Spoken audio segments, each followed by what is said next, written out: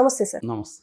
Sir ఇప్పుడు anchor అలాగే నటి ఆ అమ్మాయి ఇప్పుడు 2.5 లక్షలు మోసపోయినా అని చెప్పేసి అంటుంది. అంటే ఇది ఎంతవరకు నిజం అంటున్నారు? అంటే నిజమే ఉండేట్టు ఉందండి. ఎందుకంటే ఆమె కంప్లైంట్ కూడా చేసింది జూబ్లీ హిల్స్ పోలీస్ స్టేషన్లో. ఇచ్చుండే అవకాశం అయితే కనిపిస్తుంది. సరే, ముందు ఆమె ఏం చెప్పిందనేది చూస్తున్నాం. నిన్న ఆమె కొంతమంది ఫ్రెండ్స్తో కలిసి సోమాజిగూడ ప్రెస్ క్లబ్లో ప్రెస్ మీట్ పెట్టి ఆమె కొన్ని ఆరోపణలు చేసింది. అది ముందుగా ఆమె ఎవరు అని చూసినప్పుడు ఆమె పేరు అమ్మినేని స్వప్న చౌదరి.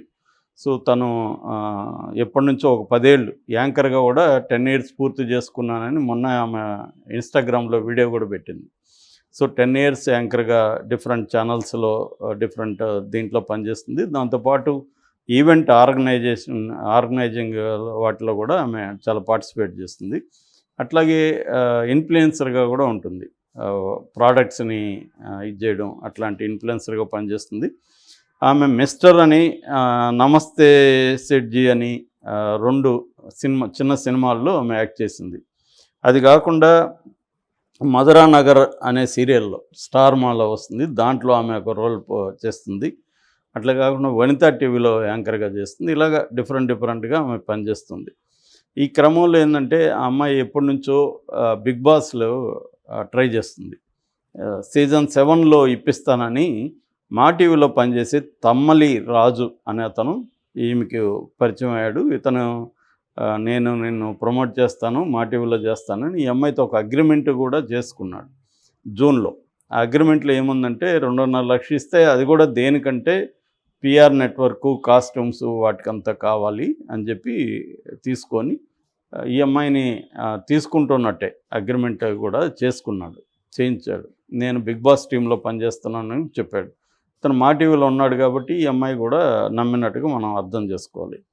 సో ఒకవేళ చేసుకోకపోతే డిసెంబర్లో డబ్బులు వెనక్కి ఇస్తానని చెప్పాడు. ఈ అమ్మాయి ఏంటంటే ఇంక వచ్చేసినట్టే గ్యారంటీ అగ్రిమెంట్ కూడా అయిపోయిందని చెప్పి చాలా కాస్ట్యూమ్స్ కొన్నదంట. తర్వాత పిఆర్ టీంకి కూడా కొంత డబ్బులు ఖర్చు పెట్టిందంట. ఎందుకంటే తన లోపలికి వెళ్ళి నాకు ఇక్కడ బయట ప్రచారం ఇదంతా పిఆర్ టీం ఇదంతా చేసి వెయిట్ చేస్తుంటే రాలేదు. చివరికి ఇది ఉల్టా పల్టా కాబట్టి వైల్డ్ కార్డులో పంపిస్తానని చెప్పాడంట మళ్ళీ. సో దానివల్ల ఈమె వెయిట్ చేసింది. అయితే ఇప్పుడు ఇవేవి రాలేదు కాబట్టి ఇప్పుడు డబ్బులు అడిగింది అతన్ని. డబ్బులు అడిగితే నేను జనవరి 9th లోపల ఇస్తానన్నాడు. అప్పటికి వెయిట్ చేసింది. ఆ డబ్బులన్నా వస్తుందేమో సైలెంట్గా ఉందామని. ఇవ్వట్లేదు. ఇవ్వకపోగా ఈ మధ్య ఏం చేస్తున్నావు అంటే, ఏం చేస్తావు నువ్వు, పోలీస్ స్టేషన్కి వెళ్తావా, వెళ్ళు, ప్రెస్ మీట్ పెడతావా, పెట్టు అని అతను మాట్లాడుతున్నాడు. దాంతో ఈ అమ్మాయికి కాలింది. డబ్బులు ఇచ్చేసి ఉంటే సైలెంట్గా ఉండేవాడిని, దాన్ని డబ్బులు ఇవ్వకుండా ఇలాగా నన్ను మాట్లాడుతున్నాడు, అందుకని నేను ఓపెన్ అప్ అవుదామని డిసైడ్ అయ్యానని వచ్చింది. ఆల్రెడీ సత్య అండ్ తమ్మిలి రాజు అనే ఇద్దరి మీద వేరే ఆరోపణలు కూడా మా టీవీకి రావడంతో తమిళ్ రాజుని ఈ మధ్యనే అక్కడి నుంచి తీసేశారు. సో ఇప్పుడు ఈ అమ్మాయి ఇదంతా చెప్పిందనమాట. సో ఈ మొత్తం ఎపిసోడ్లో మనం అర్థం చేసుకోవాల్సింది ఏంటంటే, ఒకటి యాస్పిరేషనల్ ఒక యూత్ అనేది అన్ని చోట్ల బాగా పెరుగుతుంది. అంటే ముఖ్యంగా స్మాల్ టౌన్ నుంచి వచ్చి అమ్మాయిలు కావచ్చు, అబ్బాయిలు కావచ్చు, అనేక యాస్పిరేషన్స్తో వాళ్ళు ట్రై చేస్తున్నారు. ఈ అమ్మాయి కూడా అలాంటి ఒక అమ్మాయిగా మనం అర్థం చేసుకోవచ్చు. ఖమ్మం జిల్లా అమ్మాయిది, తెలంగాణ. సో అక్కడి నుంచి సిటీకి వచ్చి తను కొంత అందంగా ఉంటుంది, కొద్దిగా మాట్లాడగలదు, కొన్ని రకాల టాలెంట్స్ ఉన్నాయి. దాంతో తను కెరీర్ని బిల్డప్ చేద్దామనే ఒక ఆకాంక్ష ఆమెకుంది. ఈ మధ్యకాలంలో ఏమైందంటే ఎవరైనా కూడా బిగ్ బాస్లోకి వెళ్ళిపోవచ్చు అన్న ఒక అది క్రియేట్ చేశారు. కొంత కామన్ పీపుల్ని తీసుకోవడం, ఒకప్పుడు టిక్ టాక్ స్టార్లను తీసుకున్నారు, తర్వాత యూట్యూబర్స్ని కొంతమందిని తీసుకున్నారు, ఈవెన్ ట్రాన్స్జెండర్స్ని తీసుకున్నారు. దానివల్ల ఏమవుతుందంటే anybody can be a housemate అన్న ఒక వచ్చేయడం వల్ల దీంట్లో మంచి చెడ్డలు 2 ఉంటాయి. ఒకటి ఏంటంటే ఎవరైనా వెళ్ళచ్చు, ఆల్రెడీ పలుకుబడే ఉండాల్సిన అవసరం లేదు అనేది ఒక పాజిటివ్. దీనివల్ల నెగిటివ్ ఏంటంటే లక్షల మంది అక్కడ ఉండే ఛాన్స్ తక్కువ మందికి ఉంటుంది. లక్షల మంది దీనికోసం డబ్బులు ఖర్చు పెట్టుకోవడం, అక్కడ అన్నపూర్ణ స్టూడియో చుట్టూ తిరగడం, వేరే పనులు ఏమి చేయకుండా దీని మీద ఫోకస్ చేయడం, ఇలాంటి ఇవి కూడా దీని వల్ల ఉన్నాయి. ఎప్పుడైనా కూడా మనం ఏదో అంటారు కదా, దీపం కింద చీకటి ఉంటుందని. అలాగా ఒక్కోసారి ఏమవుతుందంటే బయటికి కనబడే ఆ, ఆ, ఈ తలుకు మెలుకుల ప్రపంచం వేరు, దాని వెనక ఉండే చీకటి బయటకు కనబడదు. ఒక రకంగా ఈ అమ్మాయి దాన్ని తీసుకొచ్చినట్టుగా మనం అర్థం చేసుకోవచ్చు. ఒక లేటెస్ట్ ఎగ్జాంపుల్. రెండవది, ఆ, బిగ్ బాస్ నిర్వాహకులు కూడా ఒక ట్రాన్స్పరెన్సీ అనేది కావాలి.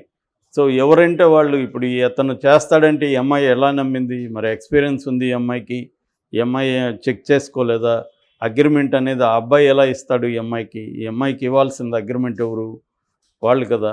సో ఈ అమ్మాయి ఆ రకమైన సెల్ఫ్ క్రిటిసిజం కూడా చేసుకొని ఉండాల్సింది నిన్న ప్రెస్ మీట్లో. అంటే ఈ అమ్మాయి వైపు నుంచి కూడా కొన్ని పొరపాట్లు జరిగాయి. అది చెప్పడం వల్ల మిగతా వాళ్ళు కొంత మేల్కొంటారు. సో దీంట్లో నేర్చుకోవాల్సింది ఏంటంటే, మిగతా వాళ్ళు ఎవరైనా వచ్చి నిన్ను బిగ్ బాస్లకు పంపిస్తానంటే ఫస్ట్ నమ్మకుండా ఉండాలి. ఎందుకంటే నమ్మకుండా కూడా ఉండలేరు, ఎందుకంటే ట్రై చేస్తూ ఉంటారు కదా, ఎవరైనా చేస్తారేమో, వాళ్ళకి ఏదో ఉంటుంది కూడా, పలానా అతను చేర్పించాడని కూడా ఎవరో చెప్పచ్చు, ఏదో ఒక రూట్లోనే కదా వెళ్తారు ఎవరైనా కూడా. సో అలాగా వెళుతున్నప్పుడు వీళ్ళు నమ్మకుండా ఉండలేరు, అట్లని ఇది చేయలేరు. సో దీంట్లో ఏంటంటే, నువ్వు అన్నిటికీ రెడీగా ఉండాలి. దాన్ని ఏమంటారంటే hope for the best and plan for the best and prepare for the worst అంటారు. సో నువ్వు ప్రతి సిచ్యువేషన్లో వరస్ట్ ఏంటి దానికి నువ్వు రెడీగా ఉండాలి.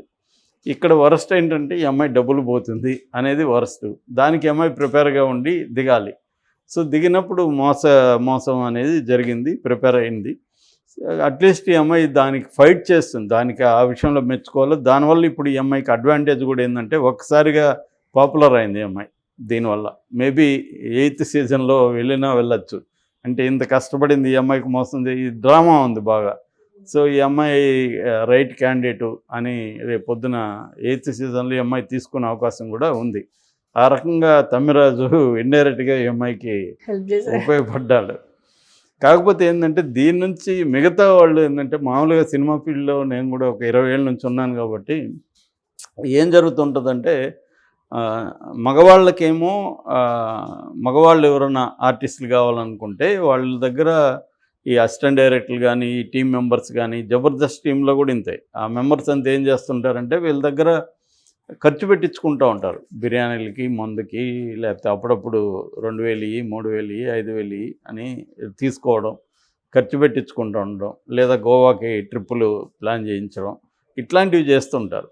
అమ్మాయిలు అయితేమో సెక్సువల్ ఎక్స్‌ప్లాయిటేషన్ ఉంటుంది అబ్బాయిల నుంచి. సో లేనప్పుడు ఇక్కడ అది లేదు, ఇక్కడ డబ్బులే కనబడుతుంది. అది ఉందా లేదో తెలియదు, ఈ అమ్మాయి అయితే చెప్పలేదు. మామూలుగా అవి ఎక్కువ ఉంటాయన్నమాట. సో కొంతమంది ఏం చేస్తారంటే, అమాయకంగా ముందే కొంతమంది తెలివైన వాళ్ళు ఏం చేస్తారంటే, నువ్వు ముందు ఇప్పించు తర్వాత నేను ఇస్తానంటారు. వాళ్ళేమో ఇప్పించి నాకు నువ్వు ఇవ్వవు కదా అని వీళ్ళు. సో ఇలా నడుస్తుంటాయి. అదే అబ్బాయిలు అయితే డబ్బులే కాబట్టి పోతే పోయిందనుకొని ఖర్చు పెట్టేస్తుంటారు. ఇది ఎప్పటి నుంచో, ఇప్పుడు కాదు, నేను గత 20 నా అనుభవంలోనే 20 ఏళ్ళ నుంచి చూస్తున్నా. 20 ఏళ్ళ నుంచి కూడా ఈ 2 రకాలు నడుస్తున్నాయి. కాకపోతే అప్పుడంతా ఏంటంటే నోరు తెరిసేవాళ్ళు కాదు, అమ్మాయిలు కూడా సైలెంట్గా ఉండేవాళ్ళు. మనం పాత సినిమాలో కూడా వీటి మీద థీమ్స్లో కూడా వచ్చాయి, కొన్ని నవల్స్ కూడా వచ్చాయి. ఈవెన్ శ్రీదేవి లాంటి హీరోయిన్లు అందరూ కూడా ఈ సోకాల్డ్ మీటూ దీన్ని ఎదుర్కొన్నారు. అంటే సెక్సువల్ ఎక్స్‌ప్లాయిటేషన్ ఎదుర్కొన్నారు. మగవాళ్ళు అయితే డబ్బులు ఇంకోటో వాళ్ళకి ఆఫర్ చేయాలి. నేను కొద్ది కాలం చెన్నైలో ఉంటే అక్కడ ఆర్టిస్టులతో ఇదే ప్రాబ్లం అనమాట. వాళ్ళు ఎప్పుడు చూసినా తిరుగుతూ ఉంటారు, డబ్బులు ఖర్చు పెడతారు, అబ్బాయిలు కూడా ఖర్చు పెడతారు. వాళ్ళకేంటంటే అసిస్టెంట్ డైరెక్టర్లకి, అంటే మాది డైరెక్షన్ డిపార్ట్మెంట్కి బట్టలు మాసిపోయినా గడ్డం పెరిగినా పర్వాలేదు, మేధావి అనుకుంటారు. కానీ ఆర్టిస్టులు ఏం మెయింటైన్ చేయాలి, యాక్టివ్గా ఉండాలి, వీళ్ళకేమో ఖర్చు పెడతా ఉండాలి. సో ఇది చాలా బర్డెన్ అయిపోతుంది. అందుకనే ఊర్లలో ఆస్తులు అమ్ముకొని ఇలా తిరుగుతూ ఉండడం పాత వింటాం. ఇప్పుడేంటంటే కొంత ఓవరాల్గా వెల్త్ పెరగడంతో కొంత ముందే ప్లాన్ చేసుకుని రావడం, అబ్బాయిలు కానీ అమ్మాయిలు కానీ కొంత చదువుకొని వస్తున్నారు, వాళ్ళు ఏదో ఒక పని చేసుకోవడం, కొంత డబ్బులు ఉంటుందన్నమాట. సో ఇప్పుడు ఫర్ ఎగ్జాంపుల్ ఈ అమ్మాయి 10 ఏళ్ళుగా యాంకర్గా ఉంది, కొంత అమ్మాయికి ఫైనాన్స్ ఉండే అవకాశం ఉంది. సో నెక్స్ట్ లెవెల్కి వెళ్ళదలుచుకుంది ఆమె. ఈ 10 ఏళ్ళుగా కూడా ఆమె అనుకున్న గోల్లోకి వెళ్ళలేదు. సినిమాలు కూడా చూస్తే అవి ఎప్పుడు వినని సినిమాలు. సో దీని నుంచి బిగ్ బాస్లో ఛాన్స్ వస్తే మనం కొద్దిగా వెళ్ళొచ్చు. నిజానికి బిగ్ బాస్లో వెళ్ళిన వాళ్ళందరూ కూడా ఏం పాపులర్ అవ్వలేదు, వాళ్ళకేం పెద్ద ఛాన్సులు రాలేదు. బట్ వచ్చే స్కోప్ అయితే ఉంది. కొంతమందికి వచ్చింది, కొంతమందికి రాలేదు.